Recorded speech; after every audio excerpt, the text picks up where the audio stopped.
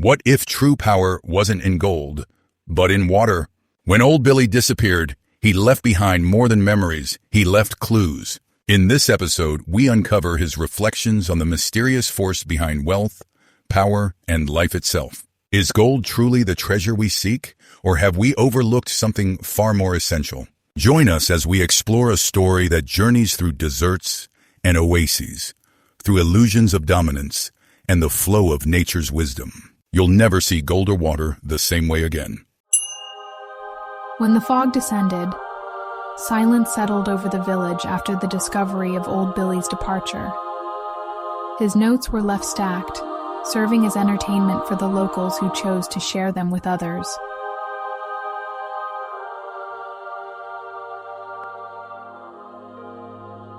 Number 024 Gold. Everything vibrates, the minerals vibrate, and everyone wants the vibration of gold. I will not downplay the monetary value of gold. During that period in the Oasis, I was a witness to the strength and power of this metal. I saw well-formed caravans thanks to the wealth of those who carried this treasure. I also saw the struggles of those who only had the strength of their arms. It became clear that merely by carrying gold coins and necklaces, their owners exerted dominance and fascination over others, who treated them differently and with many privileges. Many times I thought that all that control and superiority came simply from the vibrational influence of the metal, and I was able to better understand the alchemists dedicated to reproducing that frequency. I also witnessed thefts and other crimes linked to gold, but the cruelest of all was the one that occurred most frequently: self-withdrawal. The slow and progressive diminishment of one's own consciousness in favor of a concept that claimed people should kill their most honest and authentic dreams and desires to submit themselves to the rules of power, regardless of whether they were the dominated or the dominators. In fact, I observed a whole confusion surrounding gold, and I became certain that the ancient Egyptians knew more about the importance of this metal and other, better applications for its use. On the other hand, there were plenty of examples of the uselessness of gold, of how its excessive weight could complicate the progression of travelers. Many skeletons were found in the hot sands. Merchants, soldiers, artisans, and even shepherds died there, clutching their gold. People who couldn't let go of the metal and preferred to believe that this power would guarantee their salvation against all kinds of adversity. I began to think again about the ancient peoples, like those who built the pyramids. They must have known something more. Other ancient peoples fought wars for gold but didn't understand anything about the elevated vibrational force and influence it exerts over most people. Regarding this influence, I conducted some experiments. Innocent children, when holding a family jewel, would become more careful with the object. It wasn't necessary to announce that there was something important there, they simply perceived the vibration. Thus, I concluded my restlessness about the golden vibration. It existed and couldn't be denied. But perhaps the true magical frequency was hidden in another mineral, something so simple that it would pass unnoticed by the eyes of ambition: water. Everything in the periodic table carries a specific vibration. Every vibration aligns with some purpose, and may I learn how all this is supposed to work in harmony with nature. I fully believe that everything in the material world is a conscious arrangement of these elements, and that it is possible for us to bring together those elements necessary to provide answers to our needs, without violating, breaking, or altering the cores of these atoms. In terms of extreme naivety, it would be like magic. A command is given to the energy and electricity would appear. Another command and cement molecules would bind with iron and sand to build concrete houses. The same happens in hospitals when misaligned cells receive discipline and education to return to the standards of health. All in tune with the just vibratory measure. Without someone immediately raising their voice to say, "You're dreaming." Anyway, although gold is not a stranger in my human experience, it was water that made the most difference in my story. While in the desert, sitting beside a young and shy date palm tree that challenged the surrounding aridity, what I saw was the power of water transforming and bringing life to that place. Gold has transported conditions of life to the desert, and cities like Dubai have been built upon it.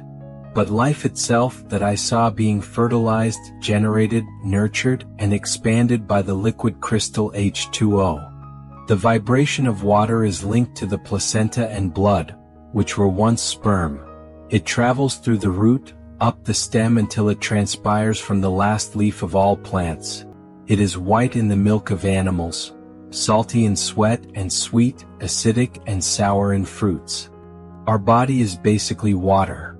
This planet should be named after it. Water is the universal solvent and the greatest catalyst.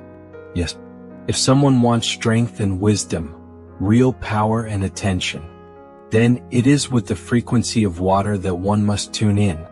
Just as it created the oasis I witnessed, it can irrigate solutions for the dry parts of our world.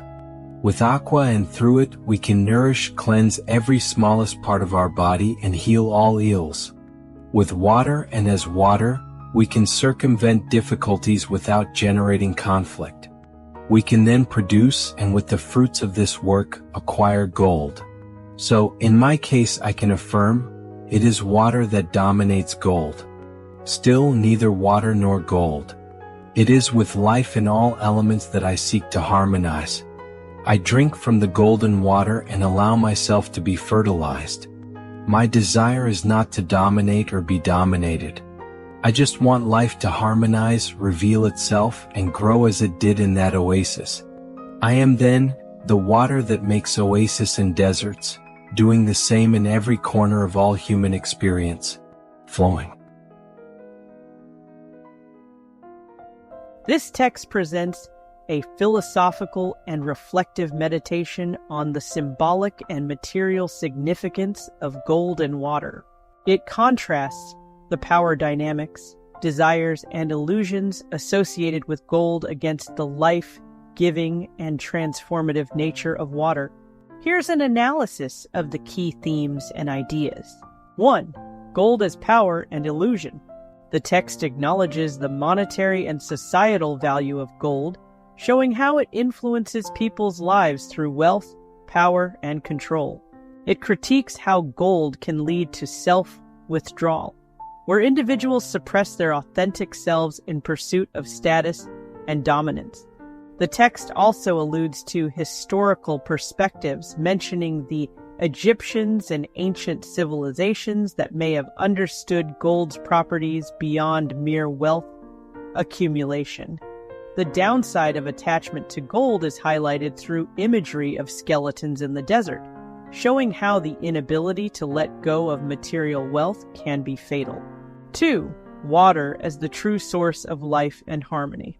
The text shifts to a reverence for water, portraying it as a more fundamental and powerful force than gold. Water is presented as a vibrational element, crucial for birth, sustenance, and transformation. It explores water's presence in natural cycles, from the placenta to plant growth, emphasizing its universal role in life's existence.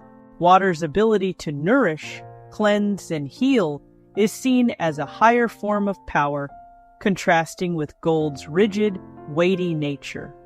3. A call for harmony with nature. The author seeks to move beyond dominance over gold or water, and instead harmonize with life itself.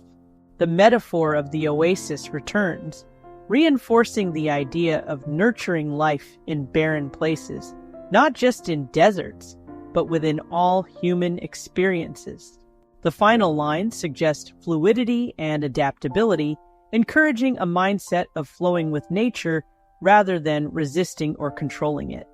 Philosophical and spiritual undertones. The discussion of vibrations and frequencies aligns with mystical, alchemical, and even quantum perspectives on matter and energy. There's a holistic worldview, where everything in the periodic table has a purpose, and understanding these elements can lead to harmony and solutions. The text implicitly critiques materialism while advocating for a more balanced, nature-aligned existence. Final thought. The piece masterfully weaves introspection, historical reflection, and poetic imagery to explore the deeper meanings of wealth, survival, and existence. It challenges the reader to reconsider the true source of power, not in gold but in water, adaptability, and harmony with the natural world. Beautiful, Tiffany. It's good to have you back. Yes, Brian, go ahead. In another meeting, Dr. Ada Champ said she was ready to embrace the life she had previously only studied. Likewise, I want the final paragraph of this text to become a reality in my own human experience. Allow me to reproduce it.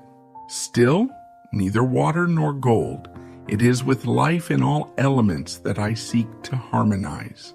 I drink from the golden water and allow myself to be fertilized. My desire is not to dominate or be dominated. I just want life to harmonize, reveal itself, and grow as it did in that oasis. I am then the water that makes oasis in deserts, doing the same in every corner of all human experience, flowing,